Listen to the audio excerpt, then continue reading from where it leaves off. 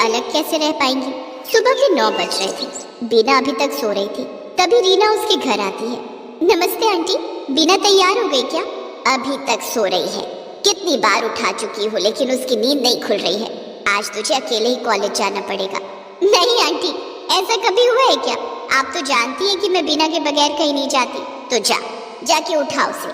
महारानी आज बिस्तर छोड़ने का नाम ही नहीं ले रही है। रीना बीना के कमरे में जाती है तो देखती है कि बीना चादर तान कर सो रही है। बीना उठ, कॉलेज नहीं जाना क्या? सुबह के 9 बज गए। तू है कि अभी तक सो रही है? सोने देना यार। आजा तू भी सो ले, छोड़ आज क्लास। नहीं बीना, हमारे एग्जाम्स नजदीक है। क्लास छोड़ेगी तो परीक्षा कैसे देगी? चल जल्दी से उठकर तैयार हो जा। रीना बीना को उठाती है और थोड़ी देर में बीना तैयार हो जाती है। फिर दोनों सहेलियां एक साथ स्कूटी पर कॉलेज चली जाती हैं। वो स्कूटी रीना की थी जिस पर बैठकर रोज दोनों सहेलियां कॉलेज जाती। रीना और बीना की दोस्ती फूलों में सुगंध की तरह थी। वे दोनों कभी एक दूसरे से अलग नहीं रह सकती थी।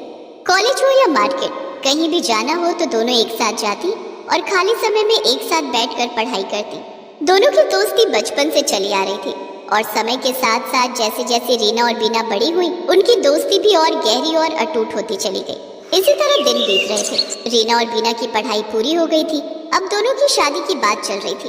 एक दिन बीना रीना के घर मिठाई का डिब्बा लेकर आती है। बीना, तेरे हाथ में ये मिठाई का डिब्बा कैसा? रीना, आज मुझे लड़के वाले देखने आए थे। मेरी शादी पक्की हो गई है। अगले महीने वरुण के साथ मेरी शादी हो जाएगी। बीना के मुंह से उसकी शादी की बात सुनते ही रीना उदास हो जाती है। क्या बात है बीना, तू मेरी शादी से खुश नहीं है क्या? नहीं बीना, ऐसी कोई बात नहीं है। मैं तो चाहती हूँ कि मेरी सहेली दुल्हन बने और मैं तुझे अपने हाथों से सजाऊं। फिर तू उदास क्यों हो गई? शादी के बाद तू अपने ससुराल चली जाएगी, फिर मैं तेरे बिना कैसे रहूंगी? हम दोनों कभी एक दूसरे से एक पल के लिए भी जुदा नहीं हुए। तू ठीक कह रही है रीना, तेरे बिना तो ससुराल में मेरा दिल ही नहीं लगेगा। मुझे हर वक्त तेरी याद आएगी। लेकिन अभी मेरी शादी को 1 महीना है। हम इस 1 महीने में हरदम एक दूसरे के साथ रहेंगे। तू ही मेरी शॉपिंग करवाएगी। अंकल आंटी से कह दे कि आज से तू मेरे घर में मेरे साथ रहेगी जब तक मेरी शादी नहीं हो जाती। ठीक है बीना, मैं कभी अपने कुछ कपड़े लेकर आती हूँ। ठीक है। रीना अपने माता पिता को बताती है कि आज से 1 महीने के लिए वो बीना के घर पर रहेगी। रीना के माता पिता मान जाते हैं। फिर रीना अपने कुछ कपड़े लेकर बीना के घर आ जाती है। अब दोनों सहेलियां एक दूसरे के साथ रहने लगती हैं। दोनों बहुत खुश थी। कुछ दिनों के बाद बीना की सगाई वरुण के साथ हो जाती है। वरुण का एक छोटा भाई भी था जिसका नाम तरुण था।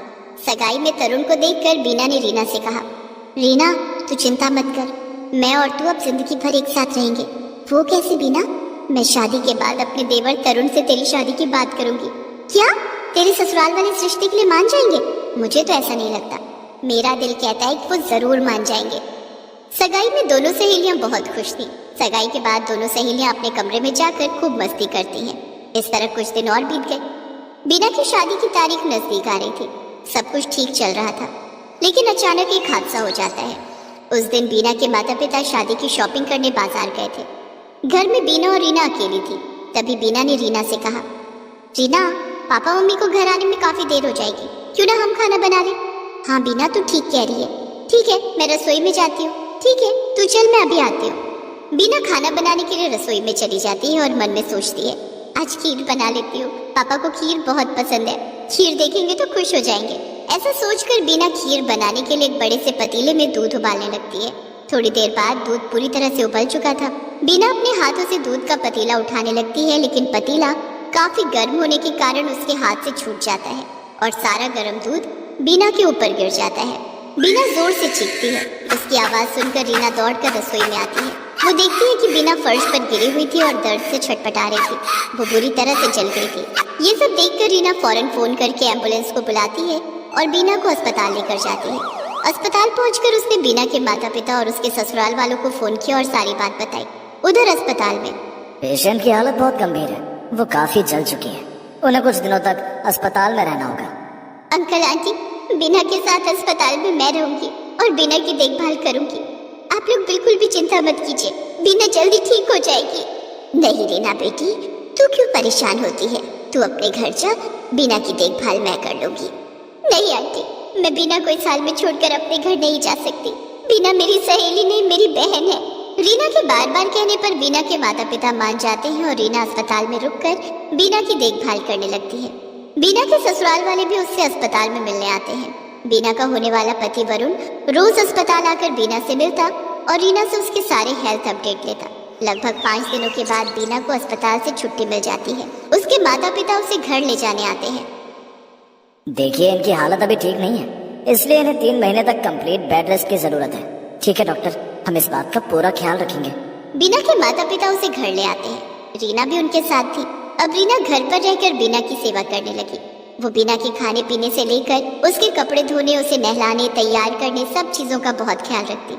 डॉक्टर की सलाह के कारण बीना की शादी 3 महीने के लिए टल गई थी, लेकिन वरुण बीना से मिलने अक्सर उसके घर आया करता। तब रीना वरुण के स्वागत में कोई कमी नहीं रहने देती और उससे खूब बातें किया करती। वो वरुण के सामने भी बीना की पूरी देखभाल करती, जिसे देखकर वरुण काफी इम्प्रेस हो गया और वो अक्सर रीना की तारीफ करने लगा। एक दिन बीना के बाबा, मुझे अब रीना का हमारे घर में रहना कुछ ठीक नहीं लग रहा। क्यों, क्या बात है संजना? रीना काफी अच्छी लड़की है, वो हमारी बीना का बहुत ख्याल रखती है। वो तो ठीक है, लेकिन वरुण अक्सर बीना से मिलने आता है और रीना भी उससे खूब बातें करती है। कहीं ऐसा ना हो कि वरुण के माता पिता वरुण की शादी हमारी बेटी से तोड़कर रीना से कर दे। संजुला की ये बात रीना के कानों में पड़ जाती है और वो सोचती है कि एक माँ होने के नाते आंटी जी ठीक ही कह रही हैं। मुझे मेरी सहेली की भलाई के लिए यहाँ से चले जाना चाहिए। रीना दुखी होकर बीना के घर से चली जाती है और अपने घर आ जाती है, लेकिन घर आकर वो बीना को बहुत याद करती है। बीना के बिना उसका कहीं दिल नहीं लगता है। रीना को उदास देखकर उसकी माँ शीतल कहती है, क्या बात है रीना बेटी, जब से तू बीना के घर से आई है बहुत परेशान लग रही है। कुछ नहीं माँ। ठीक है, नहीं बताना तो मत बता, लेकिन कल तुझे देखने के लिए लड़के वाले आ रहे हैं, ठीक समय पर तैयार हो जाना। ठीक है माँ। दूसरे दिन रीना को देखने के लिए लड़के वाले आते हैं। रीना बेमन से किसी तरह से तैयार होकर लड़के वालों के सामने आती है, लेकिन उन्हें देखकर चौंक जाती है। सामने वरुण अपने माता पिता और छोटे भाई तरुण के साथ बैठा था। उन्हें देखकर रीना को धक्का सा लगता है और वो सोचने लगती है कि सच में कहीं ये लोग बीना से रिश्ता तोड़कर वरुण की शादी मेरे साथ तो नहीं करना चाहते, लेकिन मैं ऐसा नहीं होने दूंगी। मैं अपनी सहेली के साथ धोखा नहीं कर सकती। रीना ये सब सोच ही रही थी कि तभी वरुण ने कहा, क्या सोच रही हो रीना? अब कुछ नहीं, कुछ भी तो नहीं।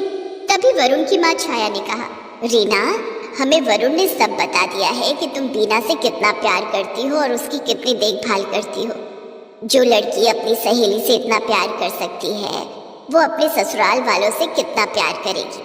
इसलिए तो हम अपने छोटे बेटे तरुण के लिए तुम्हारा हाथ मांगने आए हैं। अब तुम दोनों सहेलियों की शादी एक ही दिन एक ही मंडप में होगी और तुम दोनों हमेशा के लिए एक साथ रहोगी। हाँ रीना, तरुण मेरा छोटा भाई है जो सगाई में 2 दिनों के लिए अमेरिका से भारत आया था, लेकिन अब वो हमेशा के लिए भारत लौट आया है। उसने अपना नया बिजनेस शुरू किया है, अब वो हमारे साथ यहीं रहेगा। हमें उसके लिए लड़की की तलाश थी। मेरी नजर में तुमसे बेहतर लड़की और कोई नहीं हो सकती। छाया और वरुण की बात सुनकर रीना खुशी के मारे रो पड़ती है। सगाई में उसने तरुण को देखा था, उसे भी तरुण बहुत पसंद आया था। सबसे ज्यादा उसे इस बात की खुशी थी कि उसकी सहेली अब सदा ही उसके साथ रहेगी। बीना के माता पिता भी इस बात से बहुत खुश थे। उन्हें जिस बात का डर था वैसा कुछ नहीं हुआ। 3 महीने के बाद बीना और रीना दोनों सहेलियों की शादी एक ही मंडप में हो जाती है और दोनों सहेलियां एक साथ ससुराल आ जाती हैं। दोनों खुशी खुशी एक साथ रहने लगती हैं। उन दोनों के व्यवहार से उनके ससुराल वाले भी बहुत खुश थे। ये कहानी है 2 बहुओं की, जो वैसे तो एक ही घर में शादी करके आई थी, लेकिन फिर भी दोनों में काफी अंतर किया जाता था और ये अंतर करती थी उनकी सास शांति। छोटी बहू शालिनी एक बड़े घर से आई थी। खूब सारा दान दहेज तो वो अपने साथ लाई ही थी। इसके अलावा भी तीज त्योहारों पर उसके घर से काफी कुछ आता रहता था। ये देखकर शांति का चेहरा खिल उठता था, लेकिन जब बात बड़ी बहू विभा की आती थी तो शांति की भौहें चढ़ जाती थी। चोरी, इस बार भी तेरे मायके से कुछ नहीं आया? माँ जी, वो बाबूजी की तबीयत थोड़ी खराब है तो उनके इलाज में काफी पैसे खर्च हो गए। बात हुई थी मेरे पापा से, वो कह रहे थे कि रहने दे, ये सब बहाने मैं पहले भी कई बार सुन चुकी हूँ। अब यहाँ खड़ी खड़ी क्या देख रही है?